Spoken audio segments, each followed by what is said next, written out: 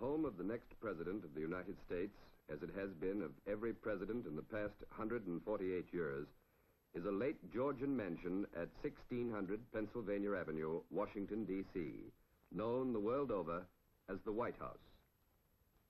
This historic symbol of American democracy is one of the many centers of attraction for the millions of sightseers who flock to the nation's capital year after year. A mile and a half up Pennsylvania Avenue from the White House is the Capitol, legislative center of the federal government, where the Senate and the House of Representatives are located. Not far from the White House are memorials to famous presidents, among them the Washington Monument, a 555-foot obelisk of marble. The Lincoln Memorial is generally considered the most beautiful and inspiring building in Washington. It was not dedicated until 1922, though it had been first proposed 2 years after Lincoln's death.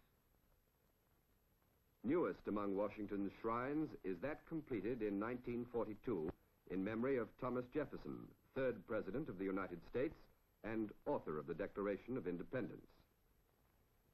But it is the White House itself which holds the greatest public interest in the election year of 1948. Though the building is still essentially the one its designer, James Hoban, planned in 1792, many changes have been made during the past century and a half, particularly in the decoration and furnishing of the executive mansion. Today, the visitor to the White House finds a stately residence unsurpassed in charm and dignity. At one end of the main corridor is the magnificently proportioned East Room, the great hall of the White House. Funerals, major state receptions, musicales, and sometimes dances on less formal occasions are held in this room, where, in the days before its completion, President John Adams's wife, Abigail, used to hang her wash. Here is displayed the Stuart portrait of Washington, which the redoubtable Dolly Madison saved when she fled the White House in 1814 before the advancing British, who burned the mansion to a hollow shell. The only presidential family which never lived in the White House was that of George and Martha Washington, in whose day the building, then known as the President's Palace, was still in process of construction. Adjacent to the East Room is the Green Room, which looks out onto the south portico. Here, James Monroe, the fifth president, whose name most people remember because of the Monroe Doctrine, used to play cards with his friends. In the Green Room hangs the portrait of the stern, uncompromising John Quincy Adams, the only president whose father occupied the office before him. On another wall hangs a painting of the great Thomas Jefferson, who brought democratic ways and a taste for fine living to the somewhat cold and austere mansion. Next to the Green Room, in the center of the main floor, is the Blue Room, thought by many to be the most beautiful in the White House. Decorated with American motifs of the federal period, the Blue Room is today used chiefly for formal state receptions. Here, the president receives at military, diplomatic, judiciary, and congressional functions. And here, Grover Cleveland, as well as the children of 4 other presidents, were married. Next comes the Red Room, identical in size and shape to the Green Room.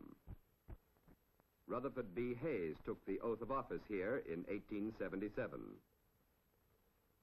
On the walls of this room hang the portraits of several presidents, among them that of Grover Cleveland, and the famed Sargent portrait of Theodore Roosevelt, who was McKinley's vice president and succeeded to the office on the death of his chief.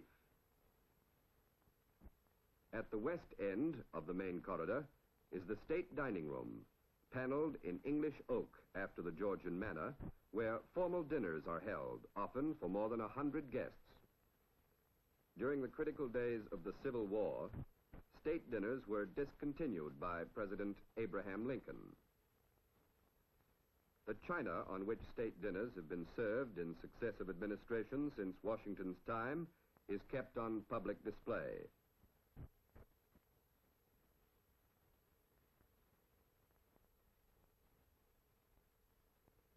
The The first full dinner service of domestic manufacture to grace the White House dining table was the set of 1,700 pieces which Woodrow Wilson used. The china purchased by Franklin D. Roosevelt bears the President's seal and the stars of the 48 states. Just off the state dining room is the smaller room where the presidential family customarily has its meals when alone or entertaining a few intimate guests. Under the late Franklin D. Roosevelt, the diplomatic reception room on the ground floor was first used as a broadcasting room, scene of the famed fireside chats. In 1942, a cloakroom in the East Gallery was modified for use as a private motion picture theater, which is available at the convenience of the President and his family. Here, the chief executive sees previews of the latest feature films and short subjects, as well as government films of a confidential nature.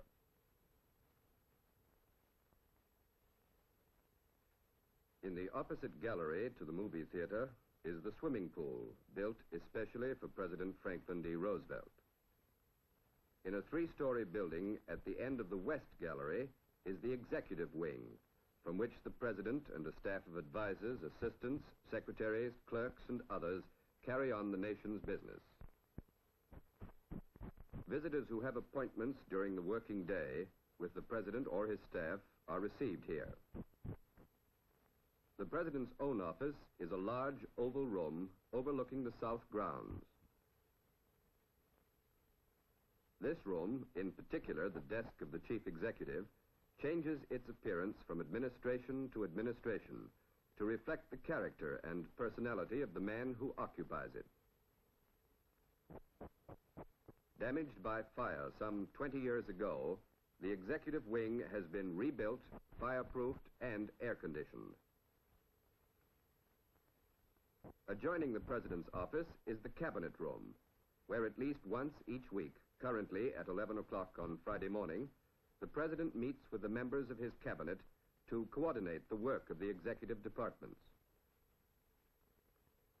A special room off the lobby is provided for the representatives of the nation's press, for whatever the President has to say about the affairs of the nation and the world almost invariably makes headline news. On the upper floor of the executive wing is a switchboard, which handles almost 300 lines. Security is of utmost importance, for many confidential calls pass through this board.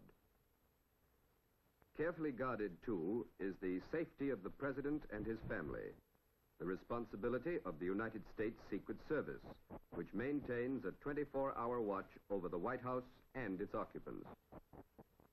White House guards screen all visitors seeking admittance to the private or executive areas, and no one is admitted without the proper credentials. Architects have been kept busy remodeling and enlarging the White House almost continuously since its burning by the British in the War of 1812.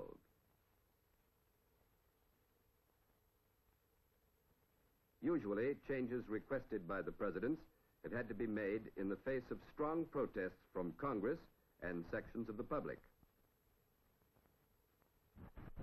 Latest alteration was architect Lorenzo S. Winslow's addition of the hotly disputed balcony ordered by President Truman. In 1948, the Republican and Democratic parties are choosing their candidates, one of whom will occupy the White House for the next 4 years. And it may well be that the future holds in store still more modifications of the executive mansion by the next President of the United States.